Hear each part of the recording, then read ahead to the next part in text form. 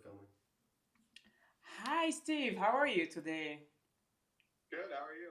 I'm doing great. I'm doing great. So, Steve, we are happy to have you here in Clarity Press.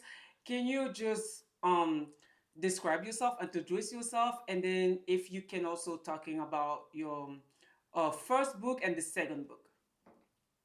Yeah. So my name's Steven Reep, native of Jupiter, Florida. I'm an author to two different books. Fleeing Tiamat, which is a novel, kind of a dystopia, fantasy, adventure book with a lot of Christian teaching in it.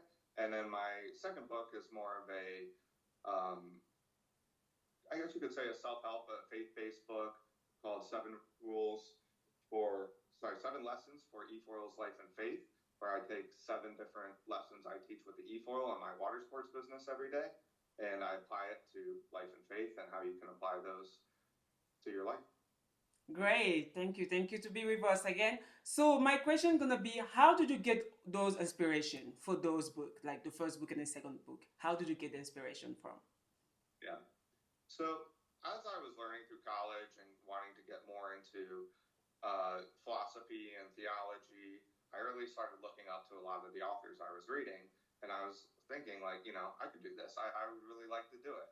So I thought of a few ideas. I've always wanted to write a book, and my first book, Fleeing Tiamat, was inspired by a talk by a podcaster named Jordan Peterson, who he talked about the idea that back in the day we would hear people that had all these religious visions and stuff like this, and it sounds so foreign to us. But if you go camping and put away your phone and put away all these distractions, you will have crazy dreams.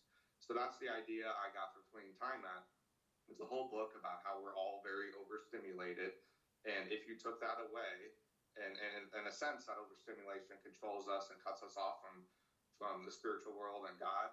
So if you took that away, like the character does, and he escapes by boat without all that, he quickly starts having experiences. He starts learning. He starts having experiences with God. So that's where that one kind of came from. Or Seven Lessons. The idea came from my everyday life, where I teach e-foil lessons and with my water sports business, and I started using my experience as a religion teacher, as uh, with my master's in divinity and my experience with theology and my love for it, and just applying those rules back and forth, which rules I learned from e-foiling, applying those to life, and rules I learned from life, applying it to e-foiling. And I just started seeing more and more of this connection, and I thought it would just be fun and hopefully beneficial to other people if I wrote them all down. Great, great. So can we be more focused on the first book? So can you talk a Yeah. little bit more about your first book, and then what was the when you were writing your first book? So what was the Yeah. moment you're like, oh my God, I did a good job. So what was your first chapter you liked the most, and you recommend people to go and then read it? Yeah.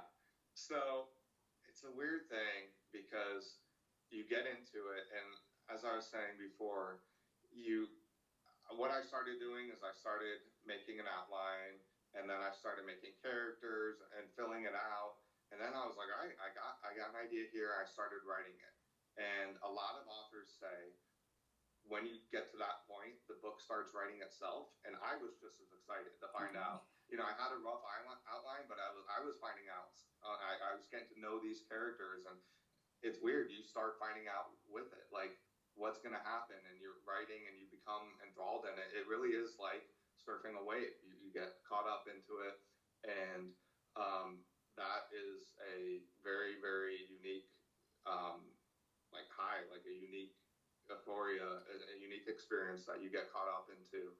And those moments where it was least myself and most what I believe is inspiration from God and inspiration from, um, you know, kind of the spirit of truth and what I was seeking, that is when I was saying, wow, I can't wait for people to read this. And then the day came and people started reading it, and it's a weird it's an excitement, and and people tell you like it's good, and they liked it and stuff, but there's always part of you as a writer like, I could have made that better, I could have made that better, I could have. So it's a weird balance of self-critique critique and self like almost embarrassment, but exciting to get it out there and exciting to like share what I was learning as I was writing it. Um, it's an experience like any other, which I feel like is a microcosm to life, right? How much are we excited to share ourselves, but also at the same time a little bashful about who we really are. Great, great. So, your first book, just the way you describe it, it's kind of different about the second book, even though both of them Yeah, has like a spiritually aspect, right? So, how yeah. did you get those inspiration to go like very like it's very different both Mm-hmm. to the first Yeah, and second. So, how can you explain those differences? yeah. So I think there's a lot of, as I said, I was a teacher for 5 years, and I've understood there's a lot of different ways you can learn. And one of the best ways to learn is storytelling. And so that the first book is a novel, it is a story. And but actually, look at the Bible. Mm-hmm. It's mostly stories, right? It's mostly we learn through Abraham's journey or Moses's journey or Mm-hmm. Jesus's journey. And just like you can learn from Star Wars or Lion King or The Great Gatsby or whatever, like anything you can. A lot of times that makes us click because it puts us in the moment. So I really understand the value, and I have been inspired by a lot of those stories. As you can see here, I have some Star Wars Mm-hmm. things. I have some Indiana Jones things. Those stories of heroes, which is the main character's aspiration, is he wants to be a hero.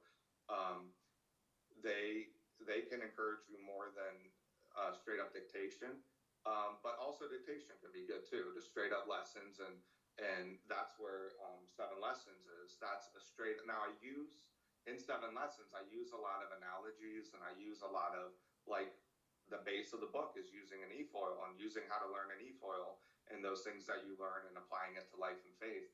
But um, sometimes it's really good to teach in a parable or a story, and sometimes it's straight up better just to tell it how it is and tell them. And some people learn better with that story, and some people learn better with just telling you straight up and teaching you straight up. So there's a lot of different people. And us at different times. There's a lot of different ways we can learn and ways that can arouse our senses. So that's kind of a variety of ways to teach is kind of what I was going for. Great, great. So for both of them, we can find on Amazon, you say, right? Yes, Amazon and Kindle. Yep. Oh, okay, perfect. And last question gonna be, what kind of message do you have for people outside who want to be like you one day, be a doctor, or for those younger people you inspire for? What kind of message do you have for them? What kind of message can you give it to them? Yeah. I mean, I always loved the idea of writing a book, and it was always like, yeah, one day that would be cool, and it was always kind of a dream. It was always kind of a distant thing that would be great, but I never really did it until I did. And one of the best things I ever did was one of the rules in Seven Lessons, which is eyes on the horizon. And I made a goal, and I broke down that goal, and I said, all right, say I want to be an author in 5 years. I want to have a book written in 5 years. Okay, what can I do every year to make that happen? Well, what can I do every month to make that happen? What can I do every week to make that happen? What can I make every day? And every week I have a practice, which is one of my favorite things to do in life. One of the most beneficial things I've done is I go for a beach run every Monday. And I sit down with my goals. I have them saved in a Google Doc so I can edit them live. And what did I do to that goal that day, that week? And I started giving myself. I didn't do anything for writing a book. I didn't do anything. I was like, fine, I'll make it.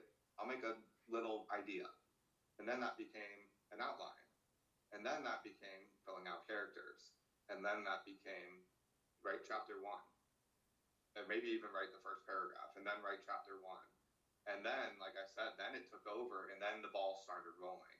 So getting that ball rolling is the hardest part. So you have to consciously choose to do it. You have to consciously do it. But once it starts going, like I said, it kind of becomes that wave, and you surf it.